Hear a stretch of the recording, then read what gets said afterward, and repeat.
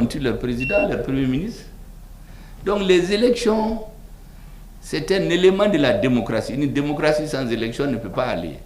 Mais si vous ramenez tout aux élections, et puis on n'a fait que des élections depuis 1992, donc c'était très clair pour nous, qu'aussi longtemps qu'on n'aura pas réglé la question d'insécurité là, aller aux élections, c'est juste un discours. C'est ça en réalité le point de discorde principal pour qu'il y avait une incompréhension entre une partie de la classe politique et l'élite dirigeante. Ce point-là, celui qui ne l'intègre pas dans son raisonnement, il ne peut pas comprendre le reste. Parce que tout est parti de là. Nous avons analysé la situation. On est arrivé à deux conclusions. La première, c'est que sans imposer la paix, imposer bien la force de l'État malien, parce qu'un État, c'est la force et le droit. La force pour être opposé à n'importe qui veut s'imposer par la force et le droit pour défendre les plus faibles. Sans cela, on va continuer à changer de régime. Le terrorisme va aller. On est allé de l'indépendance, on est allé au régime militaire. Des régimes militaires, on est allé au parti unique, on est allé à la démocratie, on est venu au multipartisme. On allait continuer jusqu'à ce que l'Afrique se désintègre. La deuxième chose dont nous étions convaincus, c'est que l'ensemble des forces internationales constitue une camisole de force qu'on a mis sur le Mali. Et en ce moment, si vous dites à quelqu'un que la MINUSMA là n'est pas là pour le Mali, ils vont dire que vous êtes fou. Si vous dites qu'il faut retourner à Kidal, il y en a qui vont dire que ça, ce n'est même pas possible. Cette histoire de Dogon et Peul qui se tuaient au centre, ce n'était pas dans les missions de la MINUSMA au départ. On a ramené au centre à partir de 2015 pour qu'on oublie ce qui se passe au nord. Et au nord, il y avait un État dans l'État qu'on construisait. Des mines d'or, des permis d'occuper, des magasins à n'en pas finir. On exploite l'or depuis 10 ans. Aucun puits n'a été construit pour les populations de Kidal. Il y a des zones à Gao, même si vous touchez le sol, vous avez de l'or. On importe des milliers de Soudanais, de Tchadiens, c'est eux qui exploitent l'or. L'or, la grande partie est allée là où vous savez. Le reste est redistribué ici, à travers un réseau, une oligarchie, des hommes politiques, des militaires, des juges qui font l'opinion. Et le pays est pris en otage. Et donc pour nous, il fallait détricoter ce tissu-là. Si vous le disiez au début, on va dire que vous êtes fous. Les autres disaient qu'il faut aller aux élections. À supposer qu'on aille aux élections, on élise un président. Mais il ne sera pas plus engagé qu'Ibeka. Ibeka, en 2017, c'est le président le plus légitime qu'il y a eu dans l'histoire du Mali après Modibo Keïta, qui avait une légitimité populaire. Mais lui, il avait la légitimité historique et populaire. Les Modibo avaient une légitimité historique, mais il a craqué après. Parce qu'on voulait d'un président faible, qu'on peut faire chanter, on fait ce qu'on veut. Et celui qui a vu l'intervention de Ibeka à la signature de l'accord pour la paix et la réconciliation, l'altercation qu'il y a eu entre lui et le représentant spécial des Nations Unies adjoint, Hervé Lartous, chargé des opérations. Ce jour-là, Ibeka est allé. C'est le sang malien qui a coulé dans ses veines ce jour-là. Il a dit, Hervé Lartous, nous avons une claire conscience des relations internationales. Nous savons ce que vous voulez. Le Mali a toujours respecté ses engagements. Vous nous dites de ne pas attaquer ceux qui n'ont pas signé l'accord. Vous nous menacez. Or, le Mali a toujours respecté ses engagements. Qu'est-ce qui se passe? En fait, c'est la SEMA qui a refusé de signer. Donc, depuis ce moment, ils ont commencé à défendre la SEMA. La SEMA a été signée le 20 juin, ce qu'ils appellent le relevé des conclusions. Et c'est là-dedans qu'il y a le poison qui divise le Mali. La partition du Mali est actée dans ces documents qui ont la même valeur juridique que les documents de base. Mais Ibeka, ce jour-là, était dans tous ses états. Donc, il sentait la trahison. Il le sentait. avant lui, avant de tomber, moi je l'ai dit aux uns aux autres, je l'ai vu le 17 mars 2012, 5 jours avant sa chute. Ça faisait 5 ans qu'on ne s'est pas vu. Quand on a fini de nous entretenir, arrivé à la porte, il m'a pris par la main. Il me dit, cousin, toute personne qui a tété le lait malien, d'une femme malienne, toute personne qui a le sang malien qui coule dans ses veines, il y a des pays dans ce monde qui ne voudront jamais que son pays soit quelque chose. Que ça fait 6 mois, il y a un président auquel il veut téléphoner, il refuse même de prendre son téléphone. Mais il était fini, en réalité le complot contre lui était déjà ficelé, il est tombé. Atété est tombé, les Djonguna sont venus, bon, la CEDEAO a fait les pam-pam-pam, on a cru que c'est les élections, c'est ce qu'on ne voulait pas répéter. Parce que la transition de 2002, il n'y avait pas d'aile politique. C'était juste les militaires. Ou baga baga, embargo, on est allé à Ouaga. Tout le monde est rentré dans l'avion, ils sont venus, on a tous aidé. Mais ça n'a servi à rien. C'était bien de nous mettre la corde au cou. Djonguna a écrit pour dire qu'il faut un soutien aérien et un renseignement. Ce n'était pas prévu qu'il y ait des militaires français au sol. Ils ont appliqué ça jusqu'à Anefis, mais à partir d'Anefis, ils sont retournés à une convention du 7 septembre 1907, signée par la France, où c'est écrit « L'ADRA des Ifogas appartient aux Ifogas et à ceux qu'il plaira à la France d'y installer ». On a interdit à l'armée malienne d'aller.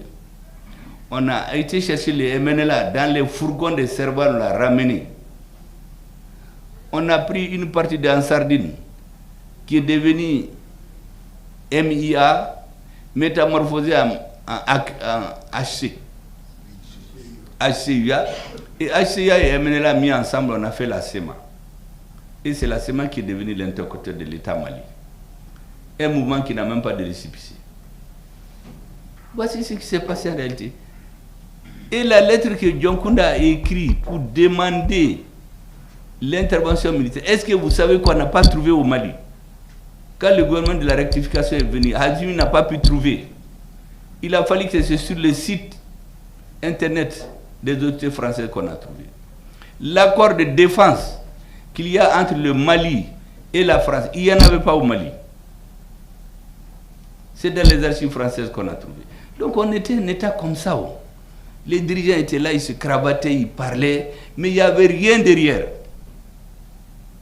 Ibeka est venu, il a fait son temps, il est parti. On a tiré les leçons de tout ça. On s'est dit, cette fois-ci, là, on ne va plus faire comme avant. Il faut d'abord la sécurité. Parce qu'on a remarqué, vous verrez, Niger, Burkina, ailleurs, partout, la cause des renversements des régimes, c'est l'insécurité. Ce n'est pas le manque d'élection. Et donc nous avons dit, attaquons-nous d'abord à l'insécurité. La deuxième chose, il faut détricoter cette chemise-là. Mais en ce moment, une partie de la classe politique avait d'autres données, donc elle ne pouvait pas se comprendre avec nous. Moi, je voulais vraiment que les uns et les autres comprennent pourquoi il y avait ce hiatus-là. On a élaboré des termes à l'extérieur. Nous, on sait des officines qui ont élaboré. Le Premier ministre clivant. Parce que n'oubliez pas quand Assimi Goïta a été à Accra, la CEDEAO en bloc s'est opposé à la nomination du Premier ministre. Ils ont dit de trouver quelqu'un d'autre. Il a tenu bon. Et ils ont dit qu'ils vont voir d'ici 3 mois s'il arrive à tenir. Mais nous, c'était très clair. On avait la chance, contrairement à la transition de 2012, la transition militaire et l'ère politique, on avait une symbiose de réflexion. Et on a commencé à travailler. L'armée a préparé dans le plus grand secret ce que nous avons appelé la grande offensive militaire qui a été déclenchée à partir de mi-décembre 2021. C'est pendant cette même période que nous avons préparé les grandes opérations politiques, la tenue des assises. Les gens ont dit, ça ne peut pas, on dit les assises de Choguel, pour les saboter, on a tout dit. Le président est descendu lui-même dans l'arène. Il a appelé certains partis, individuellement en groupe. Les partis disent qu'ils ne vont pas parce qu'ils ne sont pas d'accord. Les assises se sont tenues. Le même jour où il y a eu la clôture des assises, le président a envoyé une délégation à la CEDEAO. Vous connaissez la suite. Et finalement, on a tenu bon grâce à la résilience des Maliens et puis au travail politique d'explication qui ne s'est jamais arrêté, même à un moment. Les militaires, comme d'habitude, préparaient, comme je dis, dans le plus grand secret, la grande offensive militaire qui a été déclenchée à partir de la mi-décembre, où nous sommes allés dans les sanctuaires des terroristes. Avant, ils venaient attaquer les villages. Cette fois-ci, on va dans leur base, là où ils ont leur logistique pour les détruire. En même temps, les assises se tenaient. Donc, toute l'année 2022, c'était le corps à corps. Tous les gens que vous entendez, on tient au centre. Les Dogons, les Peuls, les Bamana, tout ça, c'était orchestré. Mais le sang, c'est du poison. Quand ça coule, on ne peut plus l'arrêter. Quand on dit qu'on a tué ton frère à cause de son ethnie ou sa religion, vous ne cherchez même pas à réfléchir. Mais nous avons une idée claire de là où on doit aller. Il ne fallait pas paniquer, il fallait tenir. Et on nous a donné l'occasion. Un jour, on s'assoit, on nous envoie l'opération Takuba. Ça a trouvé qu'on avait une demande de la Hongrie, du Portugal, du Danemark et d'autres pays pour venir. À notre grande surprise, les Danois viennent. Mais on dit, mais qui vous a dit de venir? Ils disent que c'est l'ancien président. On dit, mais l'ancien président n'est plus là. Et puis on a pris le papier que l'ancien président a signé. L'ancien président a dit dans un paragraphe que quand vous venez pour vos opérations militaires, il faut que l'armée malienne soit associée. Vous venez vous installer à Menaka, et il n'y a rien, on leur dit, mais pourquoi vous êtes venus? Non seulement ils ne nous expliquent pas, mais on nous interdit de survoler cette zone-là, au motif que c'est les zones d'entraînement nocturne de Takuba. On ne peut pas payer des lunettes à vision nocturne. 1 an ou 2 ans avant, il y a eu l'affaire d'Endeliman, vous vous rappelez de ça? Un camp financé par la MINUSMA, construit par Barkhane, où on oublie, entre guillemets, de faire un puits. Et donc nos soldats sortent pour aller dans les hameaux Touareg chercher de l'eau. On les scrute. Un jour, on tombe sur eux, on les tue tous. On met des bonbons d'explosifs, on va dans le camp. On tue les militaires. Ceux qui restent en vie font 7 heures de temps pour demander des secours. Notre pays est vaste. L'aménagement et Barkhane qui ont les avions et les hélicoptères disent qu'ils ne sont pas venus faire la guerre. Donc tous les soldats sont morts. On les a enterrés, on a pleuré, on a amené un peu de céréales à leurs parents et c'était le sort qui nous était réservé. Nous avons décidé, les militaires, qu'à monnaie un bon malien là. C'est pourquoi quand je les appelle après les monnaies baudins là, certains pensaient que c'était de la flagornerie. En réalité, je sais de quoi je parlais. Parce que monnaie minkumban là, à Kuntese Kabo, si vous n'avez pas des gens déterminés comme ça. C'est comme ça qu'on a décidé de détricoter cette affaire-là. Finalement, le gouvernement, le Parlement danois a fini par dire à ces gens, mais les Maliens ne veulent pas de vous, vous ne pouvez pas rester chez eux. Le pays qui vous a fait venir, le Balabala, qui vous a pris 1 milliard d'euros pour mettre en poche, en disant que le Mali c'est pour lui. Mais il ne peut pas vous amener là-bas. On les a renvoyés. On a décidé de passer à l'étape suivante, G5 Sahel. G5 Sahel, c'est pour les 5 pays. On paye 400 millions de francs CFA par an de cotisation. Notre tour arrive, c'est un pays extra-africain qui dit que la réunion ne se tient pas chez nous. La date venue ne sont pas tenues, nous avons écrit pour dire qu'on est sorti. Takuba, G5 Sahel Sara, à la Kahinala. Donc c'est comme ça qu'ils sont partis. Il est resté Barkhane. Barkhane, les gens étaient là, mais nous on faisait le travail politique. On a su très bien au niveau du M5 qu'il y avait une préparation en profondeur d'un affrontement avec les militaires maliens. Ce qu'on a fait en Côte d'Ivoire en 2004, on a détruit la flotte aérienne et tout. Donc les gens s'apprêtaient à faire un affrontement avec les militaires maliens, se disant que cette fois-ci, ils vont régler leur compte. Mais les gens de Gao se sont organisés. Ils ont chassé Barkhane en une nuit. C'est à la frontière du Niger qu'ils ont dit qu'ils ont quitté. Ils ont même oublié certains équipements là-bas. Pour vous dire que dans cette affaire-là, le tout n'est pas politique, le tout n'est pas militaire. C'est les deux ensemble.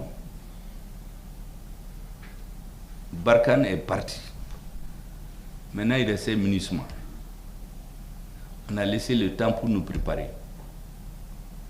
Moi, j'ai reçu tellement de diplomates dans mon bureau qui demandaient si le munissement va partir ou non. On leur dit d'attendre d'abord. Notre ministre des Affaires étrangères va parler. Effectivement, le jour venu, le président nous a tous réunis. Nous avons débattu, on est arrivé à la conclusion qu'il faut leur dire de quitter notre pays immédiatement. Parce que nous avions les preuves que tous les terroristes étaient armés, transportés, nourris, largués nuitamment par des forces étrangères. Et nous avons dit que tant que ces forces ne quittent pas notre pays, il n'y aura jamais la paix. Donc notre ministre des Affaires étrangères a pris l'avion, il est arrivé là-bas. On commence à lui tirer les verres du nez. Lui n'a rien dit, c'est dans la salle qu'il a laissé sa bombe éclater. Quand il a fait prao là-bas, il y a eu des crises cardiaques ici à Bamako. Parce que des gens sont tombés en syncope, parce que personne ne savait que ça c'était possible. En RDC, par exemple, depuis 2018, on a dit aux forces internationales de partir, mais elles sont là-bas encore. Donc ils ont dit que les Maliens là, ils sont en train de faire des bruits seulement. Écoutez, on nous a empêchés de montrer nos preuves. Parce que si jamais on les montrait là, tous les Africains allaient se révolter. Donc nous on est venus. Je crois qu'on a dit qu'ils vont partir. On n'a pas dit ça. On est venu, on s'est assis. On dit maintenant, il faut définir les critères de départ. Départ ordonné, on s'entend. Coordonné avec les autorités maliennes. Et sécurisé par les forces armées maliennes. Mais quand on a commencé ça, les gens ont dit à tout le monde que nous on va regretter. Que parce qu'on fait trop de fanfaronnades. Mais ce jour-là, ils ont mis tous les paquets à Ber. Ber et on a fait un affrontement direct. Et nous avons gagné. Nous avons éliminé le chef d'état-major général des armées là-bas. D'autres ont fui en Mauritanie. Depuis qu'on a pris Ber, ils ont dit maintenant il faut qu'on retourne la population civile contre ces gens-là. Parce que comme je vous dis, dans une société, vous avez 90 à 98%, ça c'est le peuple. Ceux qui dirigent c'est peut-être 1%. Ceux qui sont opposés peut-être 1%. Les deux là se battent chacun pour avoir la confiance des 98% là. Donc ils ont décidé de faire révolter la population contre nous. Les services secrets sont rentrés en jeu. L'affaire du bateau Tombouctou là, ce n'est pas le CSA, c'est les services secrets de deux pays que nous connaissons. L'embargo contre Tombouctou, c'est des services secrets. Le soulèvement dans le camp de Gao, c'est les services secrets. Et en ce moment, il y avait des journalistes, nous on a tous les journaux, on a les vidéos, qui disaient ah, il faut la paix. Ce gouvernement-là, il est trop va-t-en-guerre. Il faut arrêter, parce que c'est le message qu'ils voulaient. Heureusement, nous, on a une façon de faire. Le président, à chaque deux conseils, nous rappelle. Il dit le centre de gravité du pouvoir de la transition doit être le peuple. Tant que nous sommes restés collés au peuple, là, ça va aller. Effectivement, on a annulé les festivités, les côtés festifs des fêtes du 22 septembre. On a fait ce qu'on peut. Et les populations de Gao et Tombouctou, heureusement, ont suivi le gouvernement. Ça a retardé effectivement notre départ sur Kidal. Parce que ça a faussé complètement les plans. Mais après, nous avons repris la route. On est arrivé à Néfis. Là-bas, il n'y a même pas eu de bataille. Ils ont quitté avant. Or, à Néfis, depuis 2013, le Mali n'a pas mis pied là-bas. Maintenant, pour Kidal, c'est là-bas le nœud gordien. Kidal, ils ont décidé que ce serait l'hécatombe de l'armée malienne. On s'est entendu de quitter de façon ordonnée, coordonnée et sécurisée. On se donne le rendez-vous le matin à 8 h. On vient, on nous dit qu'ils sont partis depuis 6 h. Mais la réalité, toute la nuit, ils ont transmis toutes les armes lourdes aux terroristes. Pour que ce soit l'hécatombe de l'armée malienne. On a miné partout pour que tous les militaires laissent leur vie là-bas. Mais ce qu'ils ne savaient pas, c'est que nous aussi, on avait des militaires qui travaillaient. Contrairement à ce que certains disaient que Mali, il n'y a pas de soldats, dès que tu tires, ils fuient. Il y a des hommes politiques ici qui se sont permis d'aller dire ça dans des parlements en Europe, on les applaudissait. Il y a d'autres qui disaient qu'il n'y a que des soldats pour faire des coups d'État ou des défilés. Certains sont là, ils veulent être présidents d'ailleurs du Mali. Mais les militaires maliens ont démontré là-bas, ce que j'ai dit, c'est digne d'être enseigné dans les plus grandes écoles de guerre. Nous avons détruit un à un toutes les armes lourdes. Même ceux qui sont venus de l'extérieur, on les a détruits. L'armée est venue, on a déminé toute la ville. Et l'armée est rentrée dans Kidal. Il n'y a même pas eu la poule qui a quitté ses yeux, d'après les Bama. J'ai mon Fanka. Est-ce que vous savez que quand on a tué plus de combien de personnes, 40 personnes dans les bateaux de Tombouctou, il y a eu une réunion de la CEDEAO, ils n'ont même pas parlé de ça. À l'ONU, ils n'ont même pas pu s'entendre sur une simple lettre de condoléances au président du Mali. Donc c'était très clair qu'il y a des forces qui n'ont pas le même objectif que nous. À partir de ce moment, nous avons dit qu'il faut serrer les ceintures encore. On a pris Tessalit, Aguelop. Quand on a fini de tout prendre, on a désigné un gouverneur. Moi, je l'ai reçu ici. J'ai dit, vous ne partez pas là-bas en tant qu'Imgad. Vous partez en tant que représentant de l'État malien. Vous êtes Imgad, vous êtes Infogas, vous êtes Chamanamas, vous êtes Soray, vous êtes Pel, vous êtes Bella, vous êtes tout là-bas. Et c'est comme ça que vous allez restaurer l'État malien. Ça, à partir de ce moment, c'est une nouvelle donne au Mali. La guerre, là, vous pouvez la gagner si vous êtes minoritaire et déterminé. Mais la paix, là, vous ne pouvez pas la gagner. Pour gagner la paix, il faut tous les Maliens. Et les Maliens, beaucoup ne comprenaient pas en réalité. Moi, j'ai des parents qui défendaient l'ADEMA, qui défendaient Ibeka. Mais ces gens ne pouvaient pas imaginer ce qui se faisait ici. Qu'on peut sortir l'argent de 6 hélicoptères de combat. Des individus vont récupérer l'argent. Et on nous vend un vieil hélicoptère recyclé qui tombe en panne d'air. C'est nous qui l'avons remis en marche, on l'a mis au trait. 6 avions de combat. Quelqu'un détourne l'argent des 2 avions. Les 2 autres avions, les options de combat nocturne et autrement. Donc ça devient des simples avions de transport. Mais celui qui ne sait pas ça, il va soutenir son parti. Mais si tu lui expliques ça aujourd'hui, et qu'il dit qu'il a compris, est-ce que vous allez continuer à lui dire non, non, non, vous étiez à Déma, vous ne les avez pas suivis, donc vous n'êtes... Mais non. Maintenant, c'est un nouveau paradigme. Tout ce qui est passé avant là, il faut tourner la page dessus.